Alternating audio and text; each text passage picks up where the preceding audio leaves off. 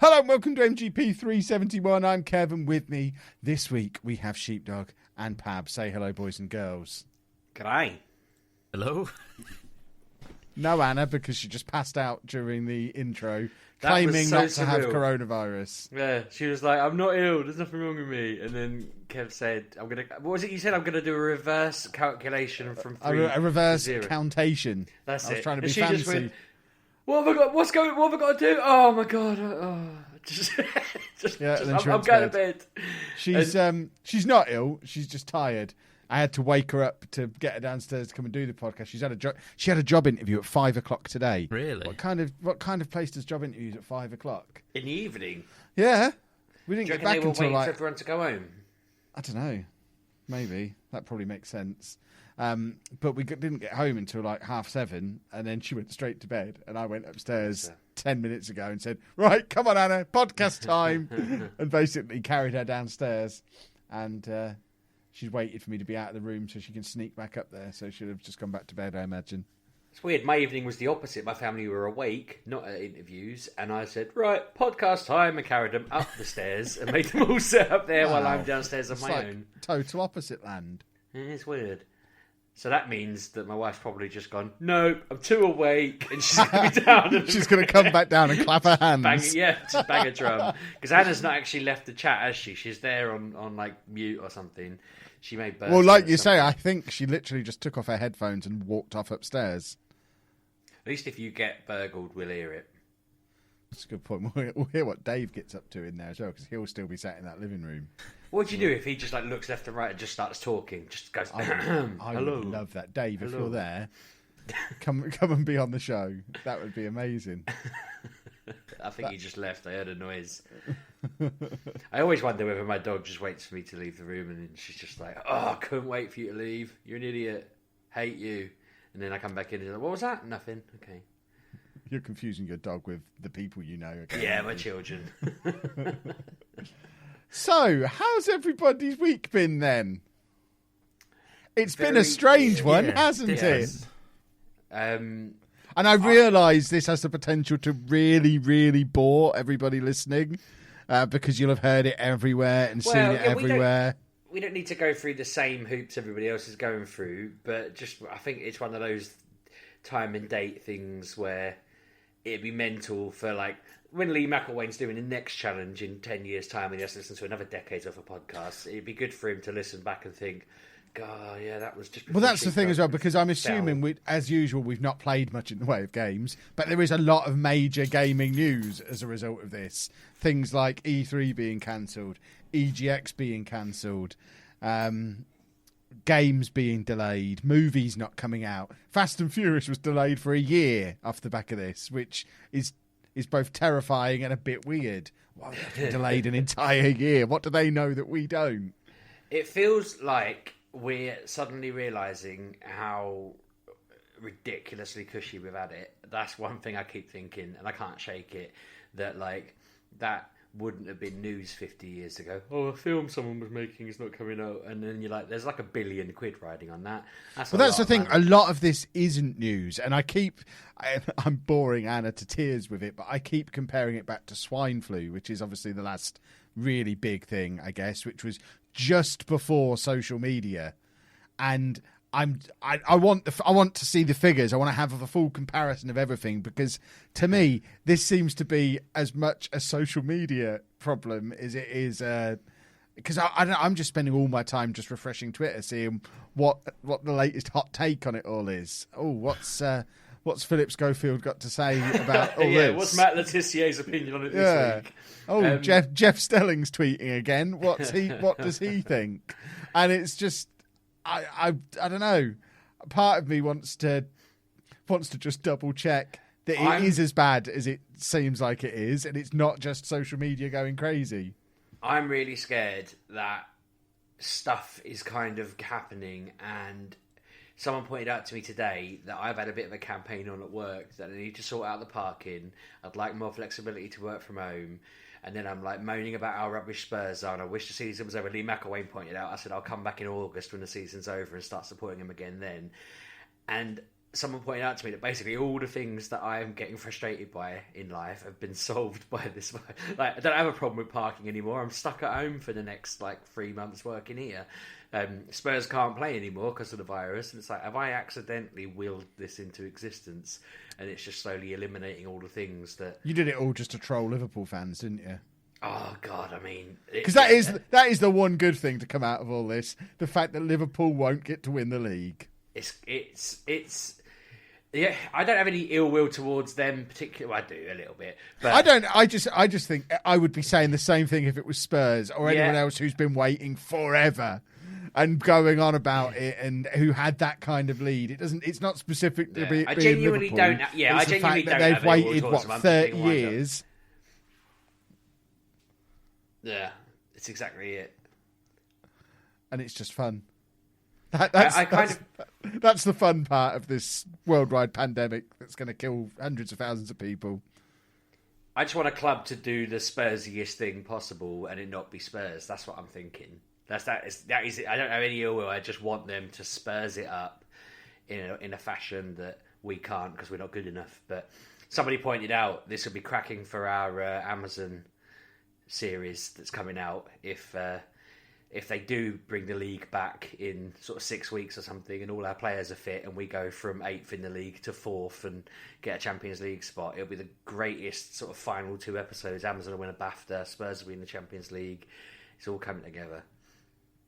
So it is you making it all happen. It is me willing it. If that's what happens, I genuinely think... I mean, I might start thinking I'm dreaming and I'll wake up and I'm a 7-year-old or something again. My greatest fear could come to pass. You know this has been a fear of mine since we've met, basically. The thing is, though, at some point in your life, you're going to reach the point where you're old enough to think, actually, you know what? That was a good go of it. I would now like to wake up as a 7-year-old tomorrow and have round 2, please. You're not going to live the rest of your life afraid of that happening. Sure, well, at some point that fear, because I mean, if I when I'm in my 60s, if I'm given the option to go back to 7 years old, yes, please, I'll have another go. Thank you very much. I always think, I mean, we've gone down this road before in our various best thing from exploits, but I think I end up a bit obsessed with trying to figure out whether Deeping existed and whether Claire existed and stuff like that. And I thought about this too much, but it'd be great if it started playing out the same way and I could bet on Apple and Bitcoin and all the various things that are rich now. Yeah, because Bitcoin's working out really well at the moment. Well, at the Goodness right me, Sheepdog, try and be topical, my word. At the right times, I mean. By the time this podcast comes out, Bitcoin's going to be worth less than toilet paper. Bad analogy. Really bad analogy. Toilet paper's the new gold. And I've got all of it. You have. I went to Tesco's earlier and it was insane. And again, that's a common thing everyone's talking about, but no pasta, no toilet roll. I mean, I'm glad I went last week and stocked up on all of those things. but all those people who hadn't today, they were mortified. And they were I panic bought so early that my toilet roll was still on 2 for a £5. My pack's of 18, so I'm well away. I've got more toilet roll than I know what to do with. Literally, I could do one of those memes that people are doing where they're just building a toilet roll throne around their toilet. I have enough toilet roll to do that. I'm thinking if I can hold one till tomorrow, then that will save me a half roll. That's my plan at the moment. I'm in economy mode. Do you use half a roll every time you go to the toilet? I don't know. I don't exactly measure it. Now I hope you don't use half a roll. I don't know. I don't know. I don't. I use 3 squares per wipe, and I probably need 4 to 5 wipes. If we were in Game of Thrones, this has been a massively long summer period. Winter is coming. I've never lived in winter. I don't know whether I'm overdoing it, underdoing it, normal. You're absolutely overdoing it. I'm overdoing everything. I'm pretty sure. Yeah. Like, when I had 3/4 of a tub of hummus with my pizza earlier, that was probably extravagant. And I'm going to miss that when I'm living in the gutter eating rats. But I don't know. I need to adjust, and I need to figure out which bits I need to adjust to get used to this. It's all very bizarre. You won't be able to eat rats. You're a vegetarian. Oh, God damn it. I didn't think this through at all. I do live next to a farm, and I don't know what he grows in that field because I don't look when I walk through it. But I'm planning on eating whatever he's got, assuming he doesn't have a gun. Yeah, because you don't want to eat that. But I'm hoping it's like a potato farm or something. I'm sure someone told me he grew spuds at one point. But there you go. Well, if winter is coming, I mean, we have our northern correspondent here who can probably let us know what it's like north of the wall. King of the North. What's it like up there, Pab? Are the wildlings running free? It's probably very much the same as what you've got down there, to be fair. I don't think it is. I hear the big cities are a nightmare. Whereas, to give you some context, I don't know where Sheepdog's going at the wrong times and stuff. I walked into Co-op this morning and they're fully stocked with everything. They've got the toilet roll and everything. It's like nothing's going on. People don't realise that Co-op's there. That used to be me and Anna, a bike shop. Me and Anna went to Harvester for tea and had to queue to get a table. Peterborough lives in its own little bubble. Because people here are thick. Yeah, it's so fantastic. You see stuff on the internet about London being deserted and everywhere's like a ghost town. Peterborough still queuing to get their salad bowl pick and mix at the Harvester. It's a wonderful place to live. What a time to be alive. Yeah. It's frustrating we live in a town where you're scorned on for buying a bit of pasta. They're all going mental. What are they going to do with it? Eat it, mate. And why are they eating that? Because it's a good staple food that people eat. And then when Italy went under earlier in the week, they were like, "Oh, where's your pasta now?" I was like, "In my cupboard. It doesn't come from Italy. It's probably made in Liverpool." Like, what's wrong with you? But it's a nice place to live aesthetically, but the people are awful. I hate the people here. So we're going to come and live with you, Pab, if we have to. Yes, I will say I've noticed traffic to be quieter in Manchester at the minute. I'm sailing home from work relatively with ease. What? It's underwater. I was going to say, do you use a boat to travel around Manchester, man? I'm going to need to. Where was this boat when we were up there? Getting taxis because we were drunk. It's been, like I say, considerably quieter, but my gym's even still busy. Yeah.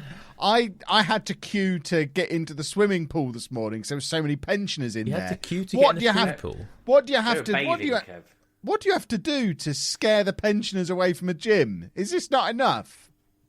I think that's why there's so much ignorance going on. They're not on social media. They don't know how bad this is getting. And they're all just going around. They don't eat pasta. That's far too metropolitan for them. They want to just swim in their gym. They use a lot of toilet paper. They must have noticed that was going on. That's why they're whinging so much.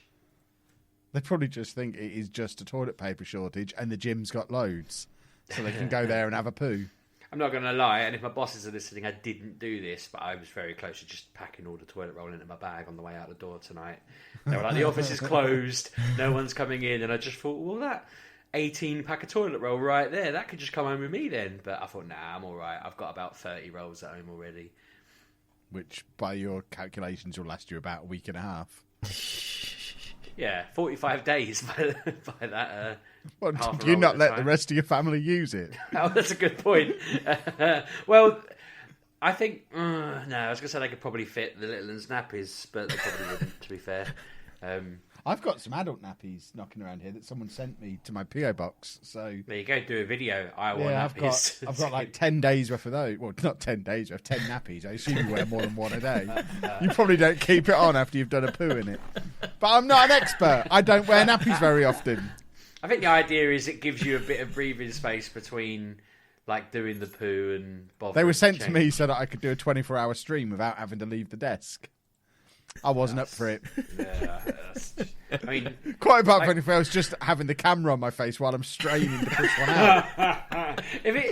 Number one, you probably look quite satisfied just sat there having a waz into one if it's drawing the water away from you. But I think I'd handle doing a couple of number ones in there and then chucking it in the bin. My neighbours might not be too happy with the bin, but what, are you chucking it in their bin? It is suspiciously close to mine, to be fair. And there's more of us. We should just assert dominance on them and take their bin, I think. Well, yeah, I assume we've got a plan in place for when society does completely break down. That we're gonna are we going back to the original plan that we're taking Tesco? Not that there's much point now. There's nothing in it. But our original survival plan was always take the supermarket. I do believe when we wrote a book on this, we decided. The second time I plugged our writing today. It's not for any reason, which is not for sale anywhere. But continue to plug it. We took over the school, so I think that's where we need to be aiming our sights because they've got ample toilets, and we assume our theory was they've probably got crates of Christmas whiskey in there somewhere. I do believe we made a point of that in one of the chapters. And loads of confiscated guns and other knives and weapons and things. And whatever plot points we needed. And you could slide down the roofs to escape. Yeah, exactly. And some kind of explosives to blow up the bridge. That wasn't Which, them, again, that was the army. I assume we're ready to do. At a moment's notice, we're blowing the bridge so no one can get in or out. I think we have to take that upon ourselves to do. You know that isn't even how our town works. There are 2 bridges, but there are also loads and loads of flat roads that don't involve bridges. They don't go that way, though. All I'm interested in doing is keeping the Peterborough riffraff out. We don't live on an island. The people from Stamford are welcome. They'll bring like quiches and stuff. We don't want the riffraff from over the water coming in. Right, but that little river that bends through our town, it's not all the way around our town. We don't live on an island. I just don't think you followed it. Sheepdog, have you ever been to Peterborough? They ain't going to figure that out. Yeah, I suppose they'll just see it. They'll see the water, assume it's the sea, and go home. Yeah. Games? No, not really. For the first time in about 8 years, I've been watching the news this week, which I've deliberately, consciously been steering clear of news for a long time. Yeah, But I have been watching it for the last couple of days. So I've literally done nothing other than play Football Manager. I've not even touched my other go-to games this week. It's been Football Manager as much as I need to make my videos, and the rest of the time trying to figure out if I'm going to get to go to Disneyland or not. It has been a weird one. Like, you'd think with all the news of coronavirus, I'd want to avoid any kind of medical. I did re-download Plague Inc. on my phone as well, so I just fancied having to go on that, as you would imagine. Just felt like it was number 1 in the charts as well, which I thought. I love people. I've been hammering 2 Point Hospital, which I realised I've been playing it like I used to play Theme Hospital as a kid. What, badly? I just build a hospital, blow the money, who cares? Isn't that the point? Happens. Well, no, I realised that you're supposed to try and achieve the goals in the top right corner of the screen that I wasn't really reading. So I went back and did them on all the old levels, and then, yeah, it seems like, weirdly, the further into this game you get, the easier the levels become, because you know what you're doing and you know how to follow it. But no, I've been really enjoying it, and the music's been stuck in my head all week. But that is still on Game Pass, so if anyone hasn't got that yet and doesn't mind being reminded of pandemics, there's actually a thing called Pandemic on it that, I mean, it is people with saucepans stuck on their head, but yeah, it's not really taking my mind off the current affairs, but it's entertaining and it's a good game. I also feel obligated to carry on mentioning the review copy of the One Punch Man game that we talked about last week. I know you checked out the comic and you didn't. Yeah, really it was think much absolute of it. trash. Why did you think that? It was just boring, really boring. Okay. I mean, did you just read like the first one? I read the ones that were available for free on that app you told me to go on that I can't remember the name of. They're all on there, I suppose. They No, should all the be first 3 chapters are available to read without paying anything. To read any of the rest, you have to pay the $1.99. So I read the 3 that were available for me to read for nothing, and it felt like I was reading a freebie. Yeah, that's fair enough. It's a cliche to say this, and I'm not trying to convince you personally of anything, but I do think it's a grower. I don't think they even... I mean, can you remember whether the Hero Association was in it by the time you got... No, it wasn't. That's kind of when it... I find this with all comics, not to go off on a bit of a tangent, but when I read the first few Walking Deads, I didn't really get why it was so popular. If you read the first ever Turtle comics from back in the 80s, I have no idea how that blew up into a thing. I was reading a thing that the authors had written where they said that they released Turtles #1, and it just went viral across New York, and people were turning up at their garage to ask them if they could buy a copy, and they'd only printed 3,000, and so they were trying to dramatically print more really quickly to try and fill demand. And I'm thinking, why? What on earth made people read this and go nuts? Because it's not very good. You know, it took ages to get going, and I don't really get comics, but One Punch Man is the same in that you read the first few, and it's like, if I remember rightly, it's like a weird-faced kid who's being hunted by some lobster man, or something like that. Is that right? I don't remember. Yeah, it isn't a great start, but it's like he ends up killing a few very difficult villains early on that gets him noticed and that kind of thing, and then it gets into the situation of this is how Japan runs. There's this association, there's these people, there's these monsters, there's these threats, blah blah blah, and that's when it becomes really cool. So the game is set around that. You're one of the heroes, and I went through this last week. I've played more of it since. I'm now a rank B hero, which is just from doing missions and whatnot. But I also every time it asked me if I wanted to play multiplayer, I'd said no because I thought it was just going into tournaments. But this week, when I was playing it, I said yes because I thought I should probably check this out.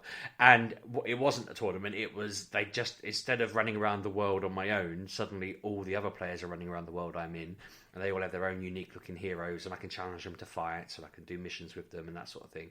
And again, I was just like, okay, this game's a lot bigger than I thought it was, and a lot better than there's a lot more, but strings to its bow than I thought there was. I didn't challenge any of them because I was quite low level. Where I've left it a couple of days, I probably played it. I played it a lot last week. I played it less this week because I've been playing Point Hospital. It is 2 Point, not Twin Point. 2 Point. Mm-hmm. Yeah. And so when I come back to it, they're all like level 30, level 40, and I was level 15, and I thought, damn it, there's a level ground through it. So I spent time trying to catch up, really, but it's just been really good. I've just been doing the missions. There is a tournament structure where you can pair up with 8 other people, and then you all compete until you're the final winner, kind of thing. Like for the quarters, semis, winner. So you can play them to unlock extra items. I met more heroes from the series that I made friends with in the game, so then I can use them as my team members. You can build your team so that when you're fighting, they're the ones running to your aid, and then when they get there, you can switch them in and carry on the fight. And I was wondering, it didn't say, if it did say this, I didn't read it, but I was wondering, they must have varied speeds at which they get to you, because if you were able to unlock like One Punch Man, he's really, really slow. He's never going to get there on time, but when he does get there, he's going to guarantee you a win.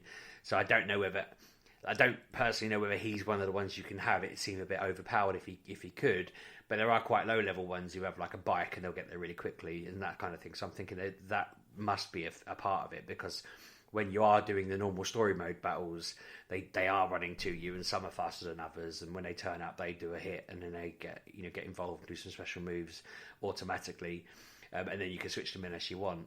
I'm finding that I'm scoring really highly on a lot of the missions so far. Like, I shouldn't be good at it, if that makes sense. I'm not good at games, so I don't think it's me being good at it. I feel like maybe it's just easier, but it keeps giving me like S rank on a lot of the missions, and I'm just like, am I secretly really good at fighting games and I've not realised?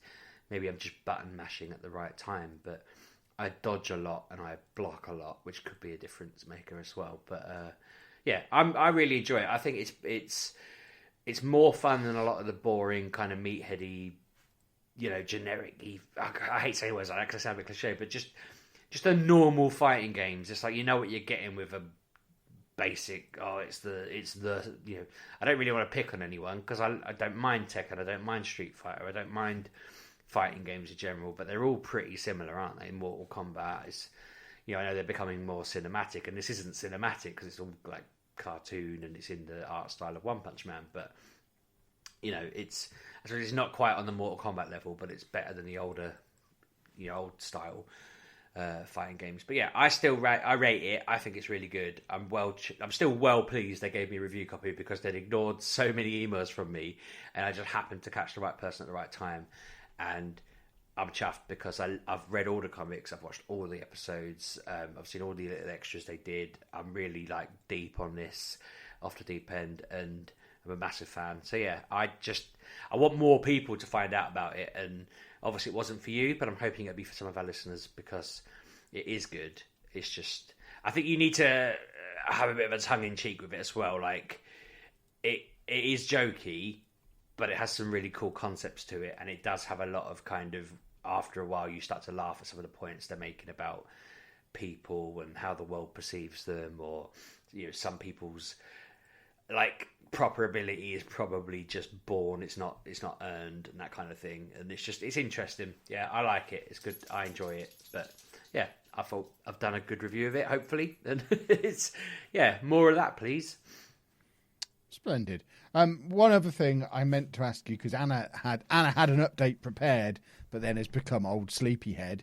Apparently, there's loads of stuff gone on with Pokemon Go or something because of all of the poorliness stuff. I was quite surprised this morning that I woke up today, and obviously the first thing I do in the morning is I load up Pokemon because I know there'll be one lurking outside my house, and I want to imprison it in a ball and then send it to the professor to be ground into dust. And it popped up saying Community Day is cancelled. It was supposed to be on Sunday afternoon. My original plan was to go into town and run around Peterborough catching Pokemon, and then because that seemed like a suicide mission, my plan was to get in the car and just drive to the various places I know there's loads of them and hoover them up until I'd got enough shinies that I could go back home and I wouldn't be all COVIDed. But they obviously realised that a lot of people wouldn't be sensible enough to just get in a car or to do it from home, and they would all go into town and kiss each other and catch the virus. So in the interest of safety, they cancelled their event. What surprises me is that lately they've been really gougy and really like I'm not against games making money. I'm not against games charging you for events and stuff. But they had this thing in the game where they were giving mythical Pokemon, like they were doing stories every sort of 4 months, and it was like a free event in the game. And suddenly they're charging like just under a tenner for them. And it's not very good quality. Like if it was I'm not expecting like a AAA game to be the bloody, the story, but I expect it to be a bit lore related and a bit like intricate in some way. But it was a very standard, "Hi, Sheepdog, I'm the professor," and I mean, I didn't pay for this, I'm just paraphrasing, and I've noticed that there's something weird happening. Can you go and catch 10 psychic Pokemon for me? And then you catch 10, it's like, oh, okay, it turns out it's this. Go and do some raids. Oh, could you spin some stops? Please do this. And then you do them, and it goes, oh, look who's appeared. And it's like 4 missions of just gibberish, not basic nonsense that probably took them an afternoon to cobble together, and they're expecting people to pay a tenner for it. So they did one recently. They've just announced yesterday that they've got one of them coming out on the 22nd. So I was very convinced that they were just, they jumped the shark. They were just, phoning it in, coining it in, whatever, trying to make as much as they could before they sank it. And then, so I was quite downbeat. I was actually thinking these people suck because they're now just, paywalling everything that's slightly desirable. I'm not really particularly fussed because they do release them later on, so I'll wait. But I know there's lots of just people who they haven't got the patience, who are just going to throw money at this for no reason. And it just frustrates me that they've gone down that route. But then today, because they've cancelled the Community Day, they just decided randomly to give everyone 30 of the incense that they normally sell for, I think it was like 40 or 80 coins or 100, I can't remember now. I think it was 80 coins originally, it's down to 40 at the moment. But basically, in lieu of there being no Community Day, they've given everybody the incense that will give them, I want to say, like, it's usually like, I think it's normally about 20 an incense, and you're getting 30 of them, so whatever that works out, I can't be bothered to work out how many hundreds that is. But yeah, that's a lot of Pokemon, and that's quite a good gift. So they put a thing out this morning, so if you've got the game and you play it or intend to play it ever, just nip in and get that. I think it's like 1 coin, but it's 30 incense. You don't have to use them this week. They're there forever then. They're quite useful. And I just thought, actually that's pretty good. I feel like that's less gougy than they've been lately. I'm hoping they end up cancelling their ticketed event because of the virus as well. They need to get rid of that. I don't like that as a concept. What they've ended up doing is hiding you have to do an X raid, an EX raid, and to unlock it, you have to have like a mystery amount of people do a raid at a gym, and then they set the time of the raid at a random time in the next week. So I've had raids at 12 o'clock on a Tuesday, and I'm like, I can't do that, I'm at work. And they insist they have no control over it, even though they code the game. So it's really stupid. But obviously now I'm realising that they want it to be that horrible so that you think, I'm just going to pay the tenner, it'll save me the hassle. But yeah, I'm a bit. I was starting to feel a bit downbeat about them, but they kind of won me back a bit with their goodwill at the moment, with trying to help people continue to enjoy the game whilst the virus is going down. They've also their Battle League into... the pre-season ended and the Battle League has just started, so that's all kicking off, and that's been quite fun. So, yeah, they're in a bit of a weird position at the moment where they can either really advance people's opinion of them upwards or they can ruin it, which would be a shame if they did, because it's been, 3-4 years now, is it? 2016, I think it came out. Does that sound right? Yeah, that sounds about right. I was worried, though. When they cancelled an event, I thought this is really getting serious now, because you'd have thought they'd have just wanted to make money. And that's not me thinking this even cynically on that one. Community days must be worth millions to them. Sheepdog, you think you're being cynical? They're any moment now they're going to be cancelling WrestleMania, which is it'll be the last thing to go anywhere in any kind of media or sports or anything. But it is teetering on the brink. If WrestleMania's cancelled, I'm going to go and live in the woods and buy a gun, because that's it. Society is done. Well, the Premier League has gone, not isn't it? Yeah, but that's not run by Vince McMahon. If WrestleMania goes, we are done for. It's so mad. America have declared a state of emergency. Even though WrestleMania's still not cancelled yet. Yeah. Oh, that's absurd. He's a crazy person. But yeah, it's all fun. I've got a potentially dumb question about E3. Right. Is that, as well as it being where they announce everything, that I know it has an opportunity for you to play the games as well, but is it essentially the same sort of format as Eurogamer, but obviously much bigger? Is that generally... Pretty much, yeah. Okay, because when it got cancelled, I was like, that is a shame. But I was like, I don't honestly get why companies don't just release the demos to us all and announce it themselves. And I thought the focal point is... Well, that's good. what they'll do this year, and realise that's actually a better system. And E3 will be one of the things that probably never comes back. And that's the big worry with stuff like that. Not necessarily that, because we don't go, but things like EGX, Comic-Con, there's going to be stuff, Insomnia, there's going to be things that maybe never come back after this. Because, I mean, for a company... I don't even know who owns Insomnia now. Game, maybe. You've got to look at that and think they might not survive this as a company. It's. You'd hope that they would have enough in the tank to get through one missed one, but yeah, but it's Game, isn't it? They don't have any money ever because they're Game. Sorry, my dog's just pouncing on me. Yeah, well, they've been bought out so many times now. You'd hope they'd have someone sensible with them, but you're right. That could be that is more of a big kind of gathering of people, like a fan event. Not ran, but like it's fan driven. I feel like Eurogamer's less fan driven. That's more like you are the consumer and we are here to give you stuff to consume. So that might suffer. But then it is MGM, isn't it now? Or the Comic-Con people run that, don't they now? Reedpop. Yeah, Reedpop own them both. That's it. So they might be okay. I feel like you say, E3, the worst bits of E3 are the god-awful people they have on stage talking. And if they just... I feel like if you were any of the companies and you were bringing out whatever it is, if they decided Grand Theft Auto 6 was coming out, even though that's gonna dominate, that would dominate, but everything else would be second fiddle to it. It'd be lost in the noise. You'd have to make an effort or whatever. Things have the potential to be lost in that. Whereas now, it feels like everybody gets a chance to just go, oh, by the way, I'm bringing out, whatever, and it's there, and it'll get its week in the sun. And if people time these things right, they can just have E3 can last from now until October for all it matters, couldn't it? I mean, it gives them a chance to be less outshadowed by someone who's done something clever. I almost wonder whether, like, if you're Sony and Microsoft, who wants to go first and show off the big things they've got planned? Well, talking of big things they've got planned, do we want to speculate on whether we're going to see the new consoles this year after all?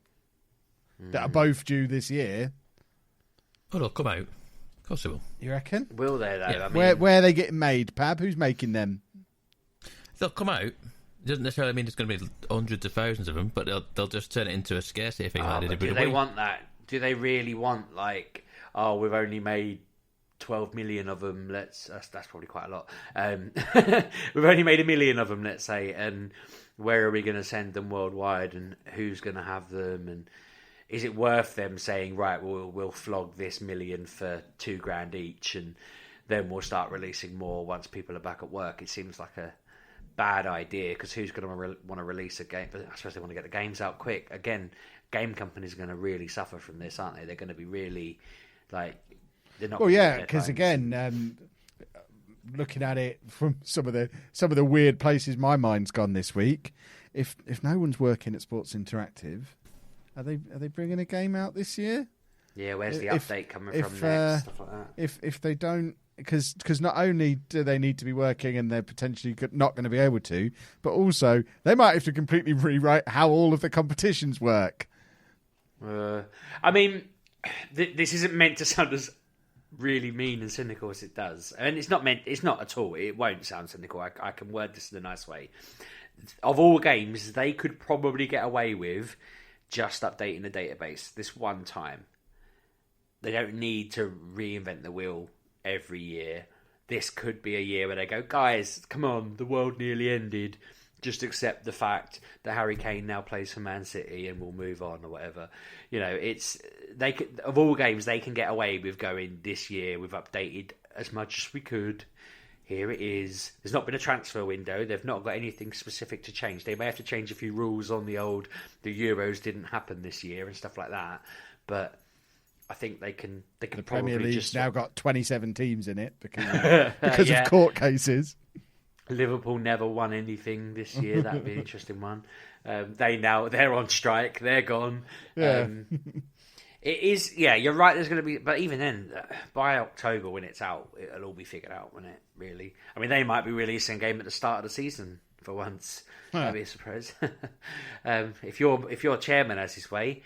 As a Liverpool fan and an owner of a team whose like chances of going up are quite high, he's desperate for the league to carry on as normal. He needs to pipe down because, as far as for my bottom line, if Football Manager doesn't come out by the first week in November at the latest, I'm missing out on all that sweet pre-Christmas ad revenue, and I'm going to be ruined. That game has to come out at the right time. Your chairman wants to. He was like, we could play 10 games in 5 weeks. Something I don't know if you can, mate. Really, like you maybe at a push, but you're assuming that would work. He'd play 10 games in a row if it meant he could stay up and go up. I mean, he's desperate for the season. Like Liverpool only need 2 wins. He wants to see them win a trophy again.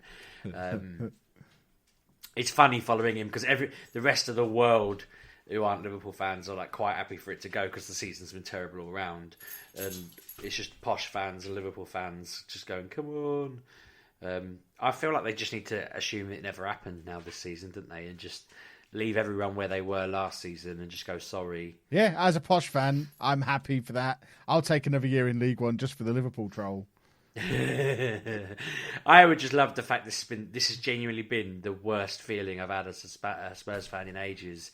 Not because we've been that bad. It's just been weird. It's just been odd, and I don't want to get into it too much because it's a gaming show. But I just hate them at the moment. I feel like they've just absolutely just gunned themselves in the foot. I mean, it would, us avoiding this season would mean we'd somehow have to replace our manager with the manager we had last season for me to be truly happy.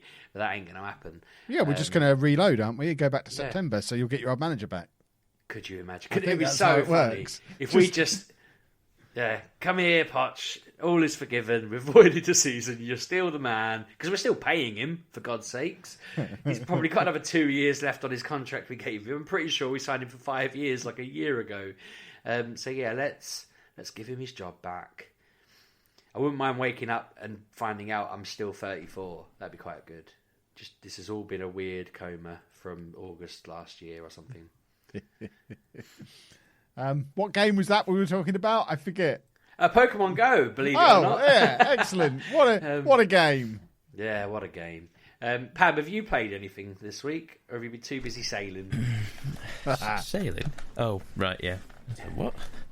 No, I've played many a game. A game I didn't even mention last week. Didn't even cross my mind, but I've got back into Overwatch. Seems odd at the minute. What's wrong with you? What season are they on now? Oh, God knows. God knows what season they're on. I have no idea these days. I want to say like maybe even in the 40s. Seems insane, but maybe, I don't know. Yeah, I've been getting back into that, and there's like I can't remember how I ended up playing it. I think I was getting annoyed with Apex or something was going on. And I just thought, you know what, let's try Overwatch again. And there's like events going on all the time in there. I mean, there's like a new event started today, I think, which is like the Archives event, which is going to run for 3 weeks, and you just got to get like free skins and free like icons. Skins, thank you. Yeah, well, you get an extra one. If anything, too much of it. Yeah, so you get a new character skin for, I think it's like you get 9 wins in the week, and for every win you get a certain thing or whatever. Yeah, so it's just basically, well, it's not just basically playing the game, but you've got to just get 9 wins and you get the skin of the week, whatever it is. It is. So yeah, it's been fun playing Overwatch again. Luckily, I didn't realise I played that much of it until I looked at like my play times on it, and I've played a good 150 hours at least, probably more than that. I probably more than that. But it's been fun. The other thing, I've got 2 things that have come out this week actually that I've dabbled with. I'll go with the first one, which is the new Ori game, Ori and the Will of the Wisps. Anna's been playing a lot of this. Yeah. I've played probably about half an hour to 45 minutes of it, and I can see why people love this game. I can see how people really like it. And I can't. I don't get it. I've been watching it and I don't understand. It's really nice. It's a really pretty game. The soundtrack is phenomenal. But it's a Metroidvania, and they just you haven't said that for weeks. Yeah, they just don't gel with me. These 2D Metroidvanias. You play a hell of a lot of them for someone who doesn't gel with them. I still don't know what one is. It's your catchphrase. I think them a lot.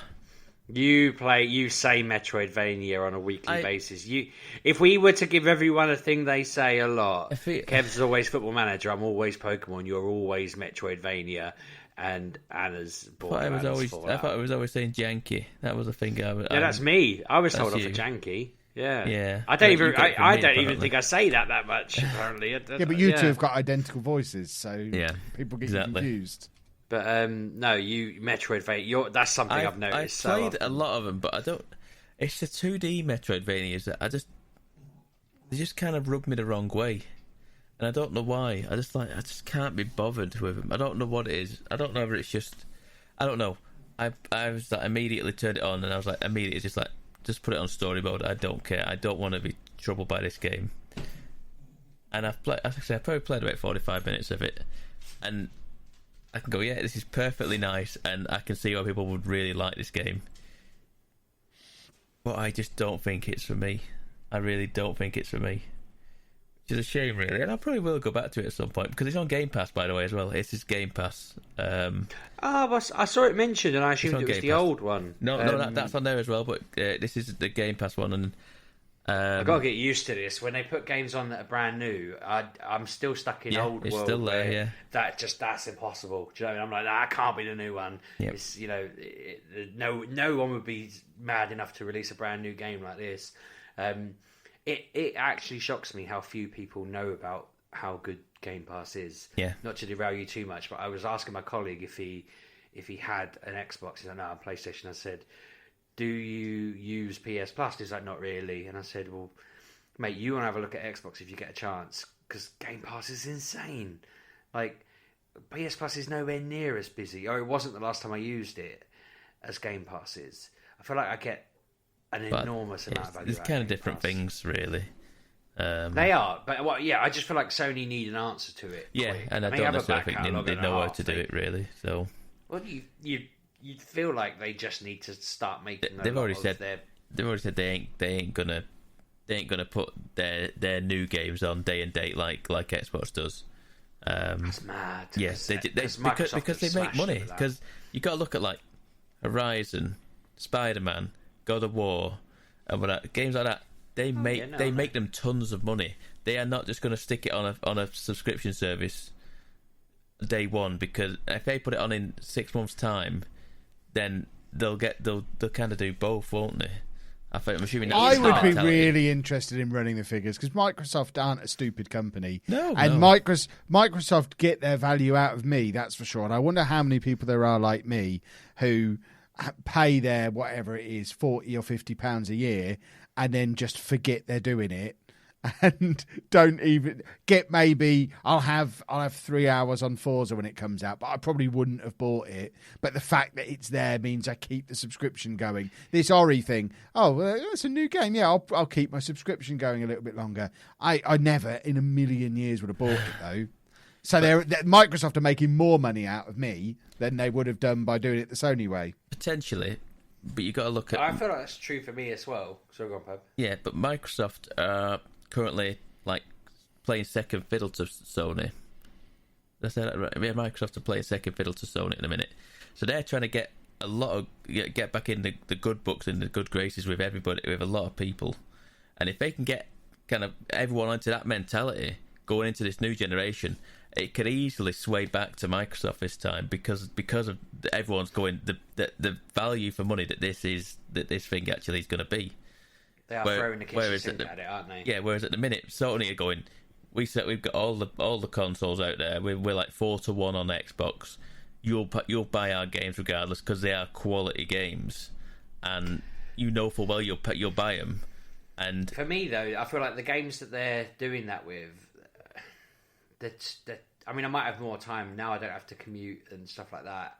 And let's face it, you'll spend half the day playing games anyway. When no, you're supposedly I've working from vowed home. solemnly that I will be 110% productive, but I could very well get an hour a day in my lunch break of Spider-Man while I've got it. But I find those games harder to get stuck into, and I guess I'm in a bit of a niche situation. But when I was asking, so I got Game Pass for Christmas, and when I put it down as a gift from my sister, she sort of asked her husband about it, and they were both very like, are you sure this is what you want? Like, would you not rather... They were trying to... I don't know why they were trying to talk me out of it. I don't really get where the logic was. And I said, if you get me this, it's giving me access to, like, a stupid amount of games. Like, you could get me one thing, or you could get me infinite things, and this seems like a very good gift to me. And so they were like, fine, you asked for it. They got me it, and honestly, I've had more games in the past 3 months than I probably had since we started this bloody podcast. It's been absurd. And I know I don't talk about them all because a lot of them are games you lot have spoken about before. So I wouldn't sit here, like I haven't spoken about Civilization. I've played that, but Kev talks about Civilization most weeks and does videos about it. Me reviewing Civilization would be dumb, but I've played it. You know, when I flit in and out of this isn't on the neither of these games are on the bloody Xbox, but you know, Ni no Kuni, I've been playing that on and off, but I haven't been talking about it. But on Game Pass, I'm just like, you know, I don't know, my son's had a good week, and I'm like, okay, let's have a look through and see what games are on there and get him a new game, and he plays the heck out of it. Or I'm trying to get my wife or my daughter into gaming more, and I just see what's on there, and then a new game comes out and I get it, and it's like this is the best thing that any console could have done. Like, I genuinely feel like if Microsoft and Sony both said they're going to do a Switch equivalent of their consoles, and Microsoft had this as well, that Microsoft would just eliminate the Switch and the PlayStation for me, and that'd be job done. Well, there were rumours not so many months ago that Game Pass would come to Switch as a Microsoft service on Switch, but they've kind of stopped talking about that now, which makes me think it's definitely happening, because it was really strongly rumoured for a month or so, and then it's just totally silent since. Well, they have the equivalent with you can get the SNES and the NES, and you just go through it and you pick the games and play them. And you can already get Xbox achievements on Switch through Minecraft.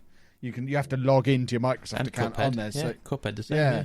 So I don't know. It feels like maybe it'd break me. I think it would be a wonderful thing. Yeah. It's weird to me that again I asked in the office. Everyone was Sony, and I thought, how am I the one here who's because you're the hipster. But in my house, I've got all three. Somehow using Microsoft has made people into a hipster. How has that happened over the last 5 years? Like, my PlayStation is the annoying thing upstairs that I accidentally bump the on button of when I'm piling my comics on top of it and go, oh, now I've got to try and turn you off. And then I have to sit there faffing with it. You know, when Anna gets annoyed at her Xbox for doing 50 updates, that's how I am with my PlayStation. The one time a year I want to play it. Yeah, It's in my weird. console pile next to my freezer. But the Xbox is on top of the PlayStation. Neither of them are plugged in, but the Xbox is easier for me to reach for if I wanted to use either of them. It's mad. I'm hoping at some point when my garage is finally a room, I will get more use out of all. You know three that consoles. doesn't just happen by itself. You have to be involved in that process to make it into a room. Yes, but it also costs a lot of money to make it into a room. Not if you do it the Kev way. do it the half-hearted way. Just stick some carpet down and board up the back of the doors. Well, what I need is someone who's good at making doors in walls to come and just do that bit for me, and then I'll probably make do. But walls into doors cost. I will come and sledgehammer a wall for you. If it was that simple, mate, I will even buy you a door to put in its place. That still sounds like a good deal. I'll provide my own sledgehammer, my own door. I'll be there tomorrow. It has to be a rectangle hole with no shenanigans. I'm not making any. I've made enough promises with the door and the hammer. The rest is up to you. I'm going to hammer the hole and give you a door. If you can't make the door fit the hole, that sounds like a you problem, not a me My problem. brother-in-law offered to do it, and I was like, mate, if my house falls down, though, I wouldn't be able to look you in the eye. I was just like, it ain't worth the hassle. I'd rather a professional did it than I sued the ass off them. I am a professional. Yeah, but if I sue you, what am I getting ultimately? Some cameras. Not having my cameras, they're hidden. No one knows how many. Anna doesn't even know how many cameras I have. No one will ever find out. But no, if I got a door stuck in, my garage would be the perfect den. It'd all be sorted. I could start recording videos and all sorts. The dream is there, waiting for this mythical door to appear. If you drive your car through the side of my house, and in the repairs on the insurance, I just make them slip a door in. Everyone's a winner. I love the fact that your dream is to sit in your garage and make videos. It's not my dream. It's really not that. It's not that glamorous. It gets cold out here. It's not my dream. I just need somewhere to set up a console so I can actually game without being a burden to my family. When my wife walked in earlier and I was playing a game between her nipping upstairs to put one of our kids to bed and me doing my one that I had to put to bed, I like slipped down, put a game on and played an hour, and she was just like, what am I supposed to do? And I'm like, well, I don't know, just potter around for an hour. I just want to get a quick game in before I do the podcast, so it's all fresh in my head. What she's supposed to do is learn to knit. That's what ladies are supposed to do while you're using the television. Get her knitting. Well. She'll love that. I hear. I from what I know about Kirsty, I think she'd appreciate a comment like that. You're supposed to be knitting. My actual response was, I would like a gin, and she just kind of muttered, and I went out for a minute because I had to walk 200 metres to unlock battles on Pokemon Go. And when I came back, she hadn't made me a gin. I was really disappointed. I had to remind her twice more before she actually went and did it. Which is just the sort of insubordination that... I can't be dealing with it. Splendid. Maybe Game Pass is good, yeah. Yeah. What else have I played? I can tell you of the other game...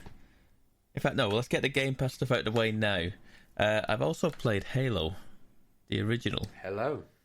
Because the Master Chief Collection is slowly... It's pronounced Master Chef, Pab. Yeah, Master Chef is slowly eking out titles on the PC.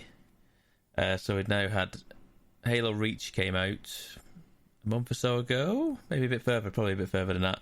And now we've got the original Halo Combat Evolved has come out again, which is the anniversary edition.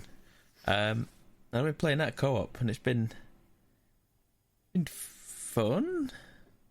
I thought you were gonna swear then. It's been good, but it's kind of like nostalgia. It's because games have moved on. You know what I mean? Technology and the way we play games has moved on. It feels very surreal to play a game that, like, the controls are very foreign to me now. And I feel like anybody who, you know what I mean, if you just give a kid this who's playing Fortnite or what have you, he would take Halo and go, what the hell is this control scheme? Because it is just all over the place. The amount of times I'm throwing try grenades. giving him GoldenEye on an N64. Well, yeah, there's that as well. Yeah, exactly.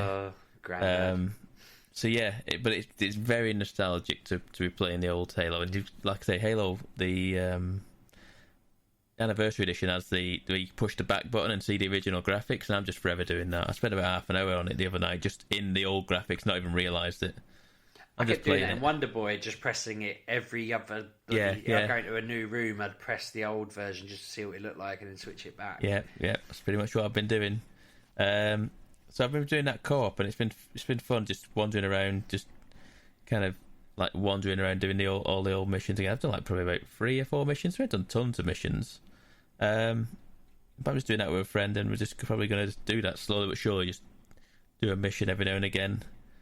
And it's been fun. It has been fun playing Halo. And like I say, it's on Game Pass, so why not? I've never got hooked by them. I don't know, like... They're really good, though, especially the first one. Superb.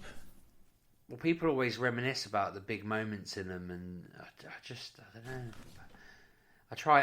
I mean, the motion sickness is the killer for me. I don't begrudge the story or the quality. The motion sickness is the killer, but I feel like I could probably read the story and enjoy it if anyone's ever written it in a book or something. There's a comic of it. I'd read that and be like, cool, yeah. See, I'm on board, a lot of people speak about the books in incredibly high regard. Cool, because but they are on not. Reddit They are and things not, like that. They love it. They lap up Halo. They aren't like books that are set like in between the games sort of thing, that fill in gaps and give you lore. And they're supposed to be amazing books, but I don't think they fit. I might be wrong. I might be completely wrong, but I don't think they tell you the Halo story itself. I feel like they're just add-ons to the game lore itself, but luckily I know they're very highly regarded. Is the Cortana on Windows 10 or whatever we're on at the moment, is that like her as a kid, or is it post Halo? What you think that Cortana in Halo, at a certain point she retired from the UNSC military corps and went on to Windows 10? I figured she's travelled back in time, and Halo is going to happen in the future. Oh, right, I see. Yeah. Okay. My point was more, is this like a young Cortana and she'll eventually be the Master Chef? No, I think... She'll win Master Chef and then... Yeah, I think we've got young Cortana now, and she'll eventually evolve, hence Combat Evolved, see, evolution and stuff. And then one of us 3, will become Master Chef and work with Cortana to successfully install Windows 11 or whatever the job was. I forget the story of the game. It was something like that. Which Halo game are Siri and Alexa in? Are they there, or are they defeated in the Halo Wars? That's what Halo Reach is about. Oh, there you go. That's a prequel, yeah. That's. You wouldn't know because no one ever played it because it was boring as hell. I do believe that's probably... Is that the multiplayer one, Reach? No, it's the RTS one, prequel. isn't it? No, Reach... No, that was Halo Wars, the RTS. Oh, is it? Reach was the prequel to Halo 1. I meant the boring RTS one. I was going to say, the one... What was the Halo we were playing when Angry John had a rant at that kid? That was a Halo game, wasn't it? I don't remember. That would have been probably Halo...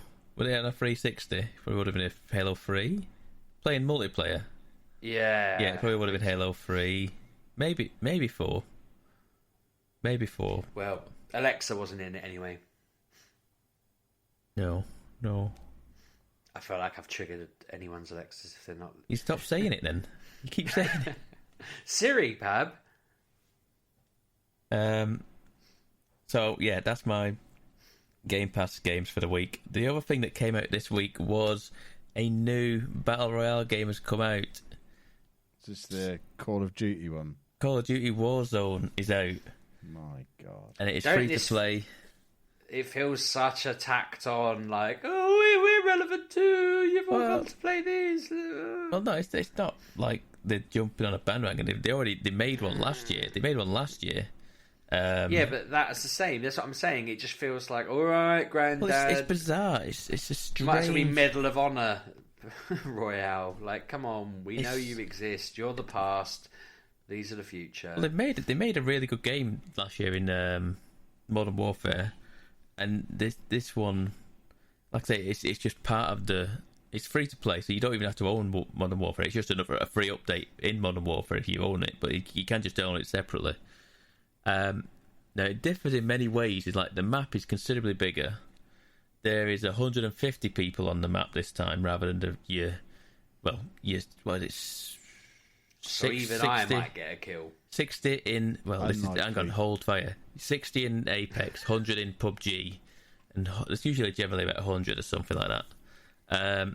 So, you land somewhere, and you find weapons, and you do your usual thing. But, like, there's other things going on in the map, so there's, like, contracts in the map of, like, there's these, like, little side quests in the game of, like, kill certain amount of people or something like that, or like collect certain amounts of like cargo loot or something that's dropped randomly.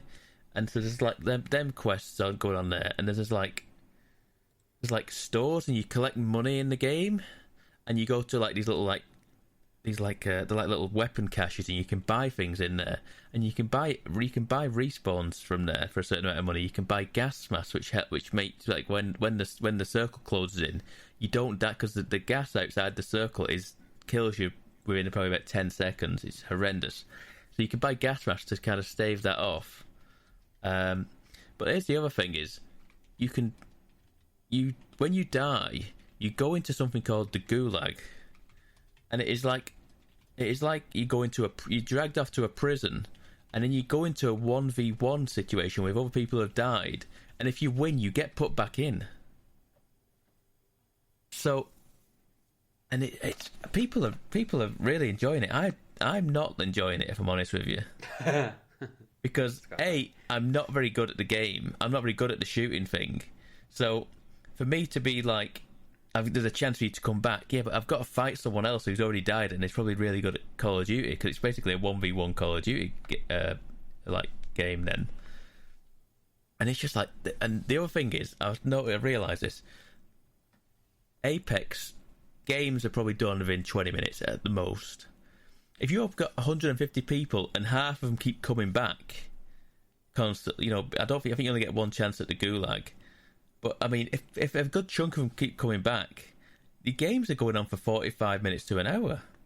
I'm like, I don't want to play one of these games. Also, like I said, the shooting is very much like Call of Duty. It's very much similar to... it reminded me of Black Ops 4, which was at the Battle Royale last year. It seemed very, like, akin to that. And I was like, when I play Call of Duty, I play the multiplayer for the... get a kill, get killed, get a kill, get killed sort of thing. I want the quick respawn and go again and try and kill people with in the multiplayer. I don't want to play a game where it's like where I've got to like run for 20 minutes and like, no, I just don't think it's for me.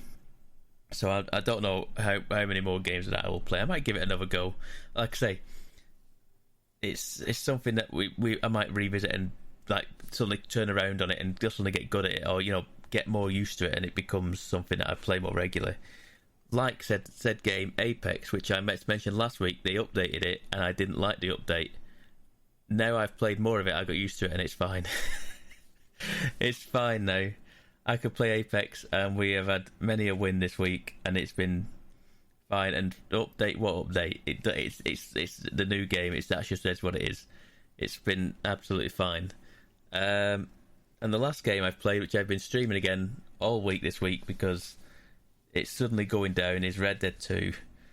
Oh my word, that game goes places. I mean, yeah, if Anna was there, she would be agreeing with me. This game goes places. Don't speak on her behalf, Pab. Yeah, how dare you? Anna would agree with me. This game, I warned you once, frightening. Pab. It's been like, I started off a Monday stream and I was like, okay, we're going into the town, sauntering down, just another simple mission. Here we go, just wander into town. Knowing for well I can't do anything in this town because I've become a deputy sheriff of this town, so I can't do anything shady. And straight away, go into the town and one of my guys gets killed immediately, and there's a big old gunfight going on straight away. I'm like, I've been at this 5 minutes, I'm not even prepared for this. And it just kicked off from there, and then it's just been going from pillar to post, bouncing around everywhere. I made it to chapter 4, and I'm told there's like 6 or 7, I think, maybe, chapters in again. So I'm rattling through this game now, so it's getting to the good old meaty parts of this story now, and there's not... so I'm just... Yeah, I'm being enthralled in this game at the minute. Red Dead, and I can see why people, think it's an amazing game. I can see how people also hate the game because there's been many things that have happened while I've been streaming where it's like, what? Just like the random, like I say, it's whatever that game is. You know what I mean? You know about it, Kev. The game is tedious at the start of the game. Oh yeah, it's tedious, but the story is what makes it worthwhile playing. Like many a good game, like The Last of Us, and other, I can't think of other ones now that I've played that I forced myself to play and thoroughly enjoyed it. But The Last of Us is one that comes to mind where I forced myself to play it because the story was like that good. And the same has come up with Red Dead 2, and it's I want to finish it now. So we might be doing some more streams next week.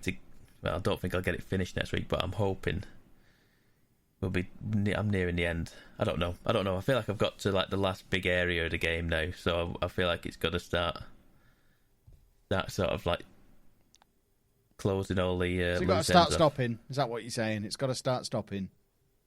Yeah, I feel like we're getting to a point where it's gonna. We've got to get done, and I don't know. I don't know. I honestly don't know. I don't know where this is going, but it's a hell of a ride. It's set in history, so you know eventually the Wild West ends. Yeah, it's eventually someone will invent Cortana, and then one of us will win MasterChef, and then it all goes from there. It's all the same universe, Pab. Yeah, I mean, like I say, it's strange that this is a prequel because Red Dead 1 seems more of a Wild West game than this does in many places.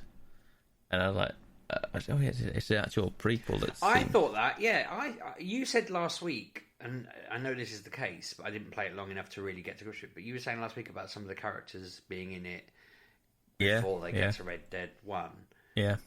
But Red Dead 1 definitely felt wilder. This feels really civilized. And I'd always assumed the point of this game was that it was right before the Wild West came to an end. It is. It is that. It feels like they are cowboys going into a civilized world where they are not wanted and they are being hunted. But so are the characters? How are the characters in it? It doesn't make any sense. I'm not sure how Red Dead 1. I can't even remember. I honestly don't know. I don't know because I know there's places in Red Dead 1 that are in Red Dead 2, so it's not like as if they go completely different, like go to the far west of the continent and disappear off there where it's still not as civilized and there's still more Wild West out there. I don't know. I really don't know.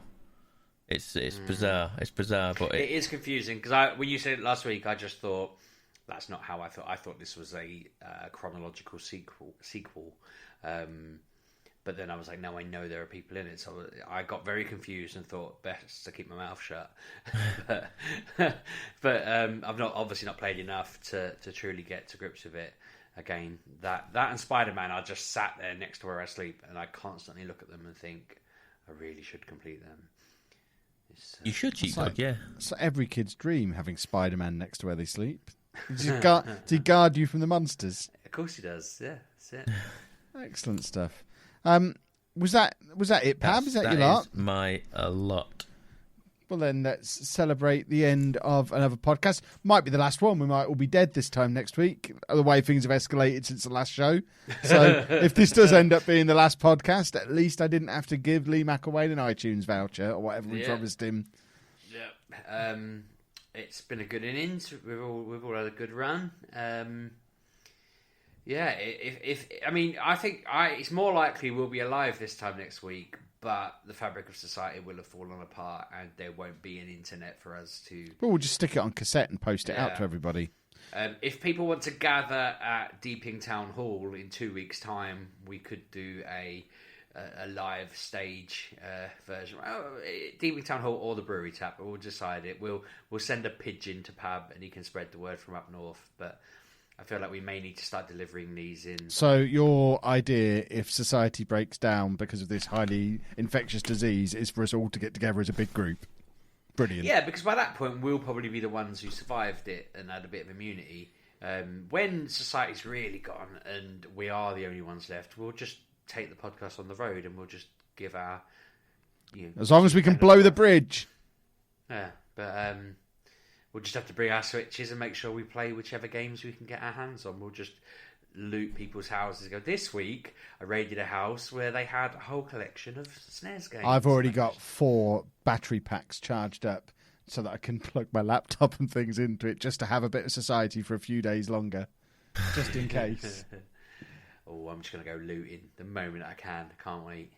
So, if social media still exists in your current timeline, you can find me pretty much anywhere on it using the username Lelujo. And I can be found at RB6K unless you're trying to track me down for looting-related crimes. And In which case, Pab did it. Yes, I'm at Pab1986 on Twitter and Twitch. And we will maybe see you next week, boys and girls. Have a good week. Thanks for listening, folks.